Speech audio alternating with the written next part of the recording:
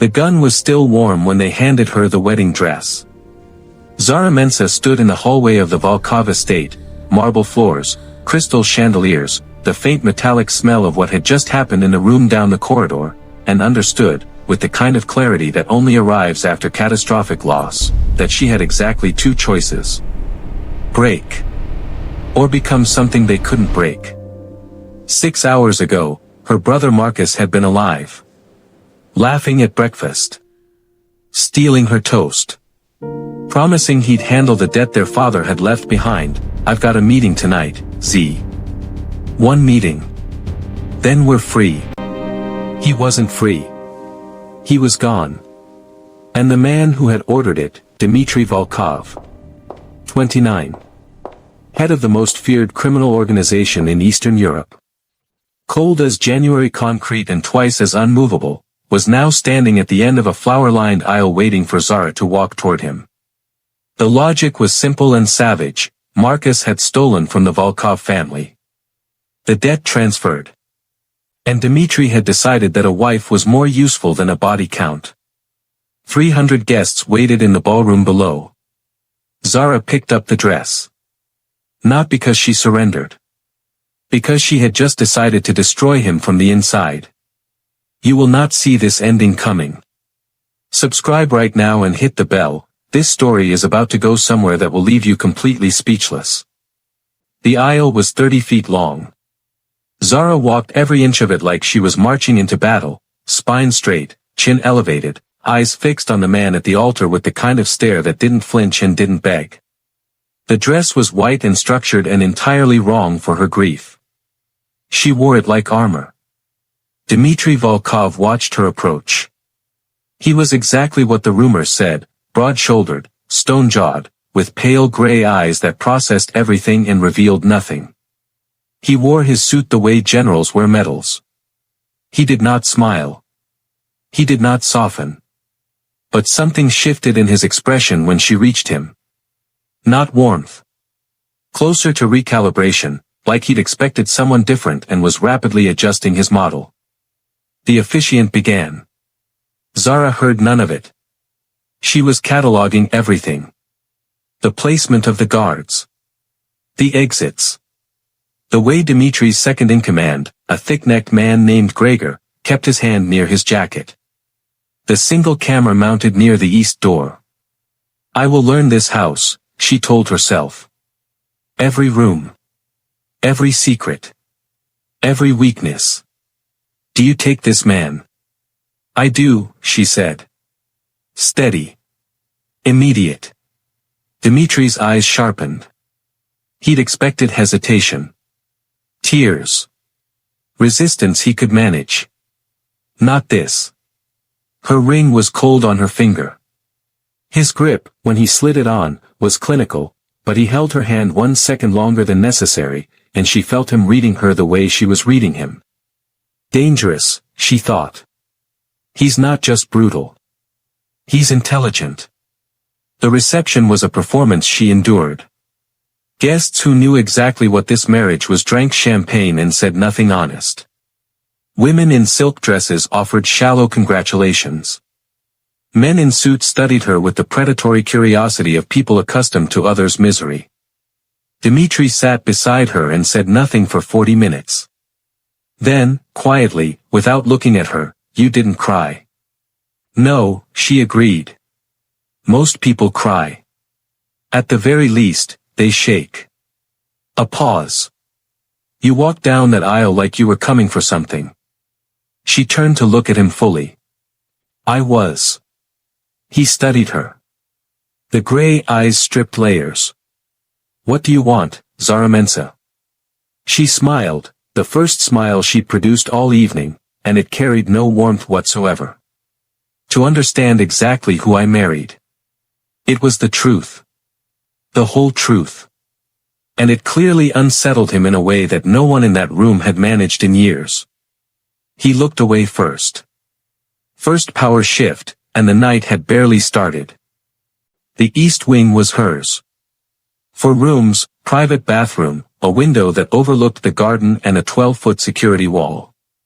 A staff member named Irina brought meals and disappeared without conversation. The door didn't lock from the outside, she'd checked immediately, but she had no illusions about what the cameras in the corridor meant. She was free within a cage. The most sophisticated kind. Day 3. She mapped the house. Not overtly. She moved through the corridors like a woman exploring her new home, curious, unhurried, occasionally pausing to examine artwork she didn't care about. She counted guards, 8 on rotating shifts, 2 static at the gate, 1 in the security room on the ground floor who changed every 6 hours. She noted Dimitri's patterns. Early riser, she heard his footsteps before dawn. Worked from his study until noon. Disappeared for 3 hours every afternoon. Returned at dinner, which he took alone unless there was a meeting. He hadn't spoken to her since the reception. Until day 4. She was in the library, a real library, floor-to-ceiling shelves, which was the only thing in this house that felt like it belonged to an actual human being, when he appeared in the doorway. He looked at the book in her hands. Advanced Corporate Forensic Accounting. His jaw shifted almost imperceptibly. That's not a decorative collection, he said. I noticed. She turned a page. Your annotations are interesting. You've marked every chapter on offshore asset concealment. A silence. You can read Russian, he said. It wasn't a question. The annotations were in Russian. And Mandarin, she said. And French. Marcus used to say I collected languages the way other people collect regrets. The name hit the air between them and landed heavily. She kept her voice even. He wasn't wrong. Dimitri entered the room. Stopped at the table across from her.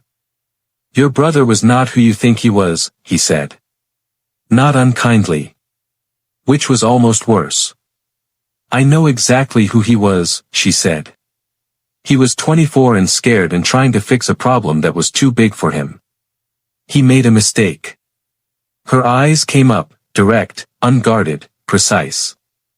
People who make mistakes don't deserve to die for them. In my world. I'm not from your world. Dimitri looked at her for a long moment. Something moved through his expression, not guilt exactly. Closer to recognition. No, he said quietly. You're not. He left the book open on the table when he went. She looked down. He'd turned to a chapter she hadn't reached yet. Hidden assets and the people who protect them. A message. Or a test. Possibly both. She read every word. Subscribe and tap the bell, because chapter 4 is where everything you think you know about this story gets torn apart. 2 weeks in, she found the file. Not by accident. She'd been working toward it methodically, building Irina's trust with small kindnesses, learning the security rotation's blind spots, establishing a pattern of late-night reading that made her presence in the East Corridor unremarkable. The file was in Dimitri's secondary office. Unlocked, because who in this house would dare? She had 11 minutes. The file was labeled with Marcus's name. She opened it expecting a ledger. A debt record. Numbers that would confirm the clean, transactional story she'd been told. Your brother stole, your brother paid, case closed. What she found instead rewired everything. Marcus hadn't stolen from Dimitri. Marcus had been working for Dimitri, a low-level courier, ferrying documents between the Volkov organization and a rival family. 3 months of careful, documented service. Clean record. No violations. Until the rival family, the Marchetti Syndicate, had intercepted Marcus and threatened his life unless he handed over Volkov routing information. Marcus had refused. Twice. And on the third approach, someone had put a bullet in him and staged it to look like internal betrayal. Dimitri had been told Marcus sold them out. The evidence had been manufactured. By Marchetti's people. To start a war. Her brother hadn't stolen anything. He'd been murdered as a chess piece. And Dimitri, the man she'd been blaming for 11 days, the man she'd married with destruction in her heart, hadn't killed Marcus. He'd been lied to about it just as she had. She put the file back exactly as she'd found it. Walked back to the library. Sat down with her book and stared at the page without reading a single word. Because now everything was different. The grief was the same. The loss was identical. But the target of her fury, the architecture she'd been building around her hatred, had just collapsed. And the only person in this house who might want Marchetti destroyed as badly as she did was her husband. She told him over dinner. No preamble. No softening. She set a single handwritten page beside his plate, the key details from the file, reproduced from memory in her precise handwriting, and watched his face as he read it. Dmitry Volkov was very good at stillness. But he went a different kind of still when he reached the third paragraph. The kind that happens when something true confirms a suspicion you've been carrying alone. You accessed my office, he said. Yes. That's a significant breach of. My brother was innocent, she said. Whatever rules apply here, that supersedes them. He set the page down. His hand, she noticed, wasn't entirely steady. How long have you suspected Marchetti? She asked. The gray eyes came up. Assessing. Recalculating. Longer than I've been willing to act on, he said. Because you couldn't prove it. Because every source I sent to verify it disappeared. A beat. Marchetti is careful. And connected. I'm a forensic accountant, Zara said. I was finishing my master's when Marcus died. I've spent 6 years learning how men like you hide money and how to find it anyway. She leaned forward. Give me access to their financials, whatever you've intercepted, whatever you've acquired, and I will build you a case that cannot be disputed. Silence. You want to help me, he said slowly. Destroy the people who killed your brother. I want to destroy the people who killed my brother, she corrected. Whether you help me is secondary. Something shifted in the room. Not the power dynamic, something underneath it. More fundamental. You came into this marriage planning to dismantle me, he said. Not accusatory. Almost curious. Yes. And now? She held his gaze. Now I'm undecided. He almost smiled. The most human thing she'd seen from him. Undecided, he repeated. No one has been undecided about me since I was 19. It must be very boring, she said, being feared all the time. The almost smile became something realer. Quieter. Gone before she could fully catalog it. You have no idea, he said. He pushed the financial drives across the table toward her. The collaboration had begun. They worked at opposite ends of the same table for 12 days. Dmitry on his operations.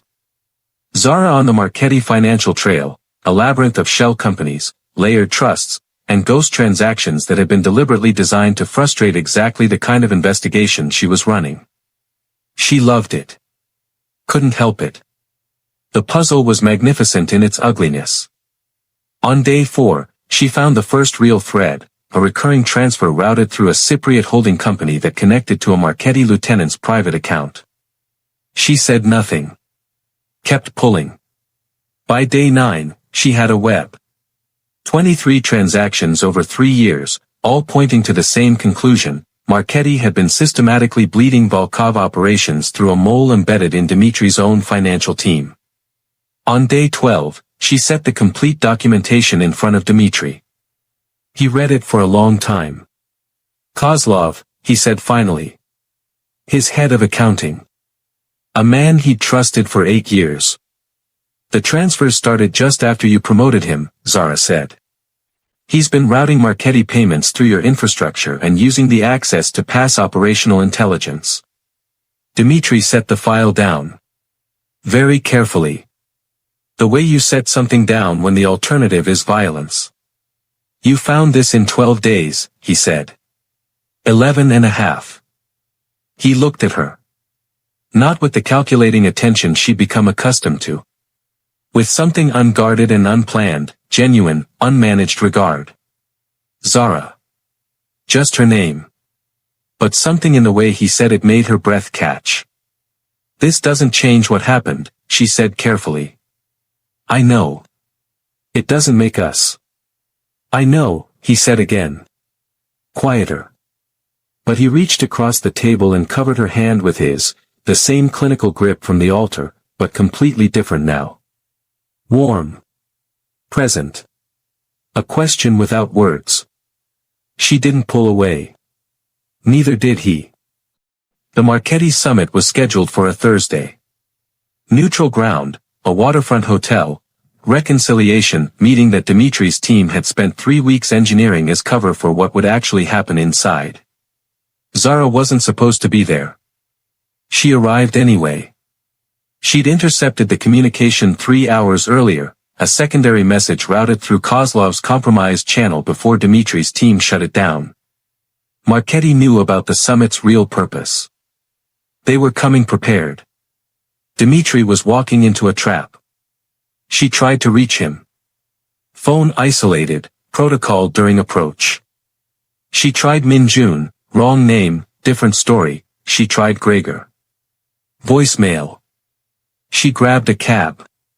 She arrived at the hotel entrance just as the shooting started. 2 shots. Then 4. Then chaos, suits running, a woman screaming somewhere, glass breaking on the lobby level. Zara pressed herself against the exterior wall, heart hammering, watching the entrance and doing the math. Dimitri was on the 4th floor. She went in. The stairwell was empty. 3rd floor, 4th floor, a corridor with 2 of Dimitri's men down, not dead, incapacitated. The suite at the end, door ajar. She pushed through. Dimitri was standing. Alive. A cut above his eye, gun in hand, 2 Marchetti men on the floor. Across the room, Marco Marchetti himself, 60, silver-haired, the architect of everything, with a weapon leveled at Dimitri's chest. And then Marchetti's eyes shifted to Zara. The wife, he said. Pleasantly. Even better. He redirected the weapon at her. Dimitri moved. Not toward Marchetti. Toward her, body interposing, arms sweeping her behind him, placing himself physically between her and the barrel. For a man who operated entirely on calculated self-interest, it was the most uncalculated thing she'd ever seen. Don't, Dimitri said. The word carried 15 years of danger and something new underneath it, something animal and absolute. Marchetti read the room. He ran.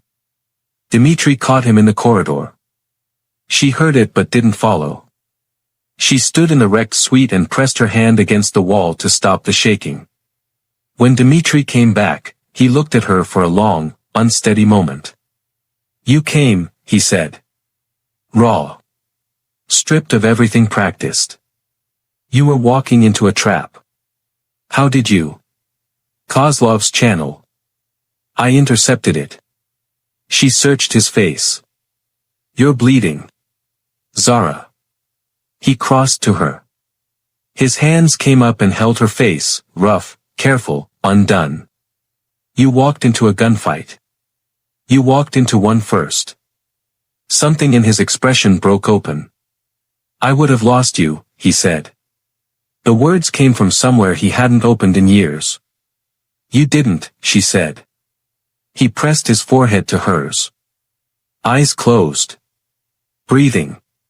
2 people who had arrived at this marriage as enemies, and somewhere in the 12 days of shared tables and files and silences and one almost smile, had become something else entirely. They sat on the hotel suite floor. Not romantic. Not cinematic. Just 2 people with adrenaline crashing out of their systems, backs against the bed frame, the city glittering through the floor-to-ceiling windows like it hadn't just tried to kill them. Dimitri had a cloth pressed to the cut above his eye. Zara had stopped shaking. Almost. Tell me about him, Dimitri said. She didn't need to ask who. He was annoying, she said. Chronically, professionally annoying. He'd eat the last of something and put the empty container back. He sang in the shower even though he was tone deaf. He believed everyone deserved a second chance, which drove me insane because I knew how many of them didn't. Her voice stayed even until it didn't. He was the best person I knew. He made me better than I actually am. Dmitri was quiet. I should have verified the intelligence before I acted, he said. Not as an excuse. As a reckoning. I was told he was a traitor and I believed it because it was convenient. Because I was angry and looking for resolution. He met her eyes. That was not justice. It was reaction. And it cost your brother his life. The acknowledgement landed fully. No softening. No redirection. I know, she said. I can't undo it. I know that too. Then why? He stopped. Why am I still here? She turned to look at him. Because you put your body between me and a gun tonight. Because you've been honest with me in a way that people with everything to lose usually aren't. Because my brother believed in second chances. A long breath. And because I'm not my grief. Even when my grief is all I can feel. Dmitri looked at her the way someone looks at a thing they don't have a word for yet. I haven't been afraid of anything in 11 years, he said. Tonight, when he pointed that weapon at you, he stopped. Jaw working. I discovered I am still capable of it. Fear. Losing something that matters. He said it like the sentence cost him. I don't know how to do that. Have something that matters. You learn, she said. That's all. You just learn. His hand found hers in the dark. They sat there until the city began to lighten. Marchetti fell within 30 days. Zara's documentation, 43 pages of forensic financial evidence, went simultaneously to 3 separate law enforcement agencies across 2 countries. Untraceable, irrefutable, complete. Kozlov was arrested on a Tuesday. 3 Marchetti lieutenants followed by Friday. Marco Marchetti himself lasted 8 more days before his own organization turned on him. Dmitri never touched him directly. He didn't need to. Zara had built a bonfire out of paper and mathematics, and Marchetti had walked into it. On the day the last arrest was confirmed, Dmitri found her in the library. He stood in the doorway like he had that first afternoon, but everything between them was different now, layered and real and hard-won. It's done, he said. I know. She'd been watching the news feed for an hour. He came and sat across from her. The same table. Different people than the 2 who'd first met here. I want to ask you something, he said. And I need you to know you can say no. She waited. Stay. He held her gaze without armor. Not as a hostage or a debt or a transaction. As someone who chooses to be here. His voice was careful around the words, like someone handling something fragile for the first time. I understand if you can't. I understand if this place and everything it represents is. Dmitri. He stopped. Ask me properly, she said. A pause. The gray eyes, not cold now, not calculating, just his, looked at her with everything unguarded. Stay with me, he said. Please. She looked at the man across the table. The one who'd ordered something terrible from a place of deceived anger. Who'd placed his body between her and a weapon without calculating the cost. Who'd sat on a hotel floor and said I discovered I am still capable of fear like it was the most devastating truth he'd ever spoken. She looked at the window. The garden. The wall she'd once catalogued for escape. It looked different now. I'll need my own office, she said. Something broke across his face, warm and wide and wholly unguarded. You can have the whole floor, he said. 6 months later, the East Wing had been converted. Zara's forensic consultancy operated from what had once been Dmitri's secondary office, irony she enjoyed privately and mentioned out loud approximately once a week. She worked independently. She chose her own cases. 3 of them, so far, had brought down organizations that had operated undetected for years. She had built herself a life inside what had begun as a cage. That was the thing about Zara Mensa. She didn't escape situations. She transformed them. Marcus had a memorial now, a scholarship in his name at the university where he'd studied, funded anonymously. She knew who'd funded it. She hadn't asked him to.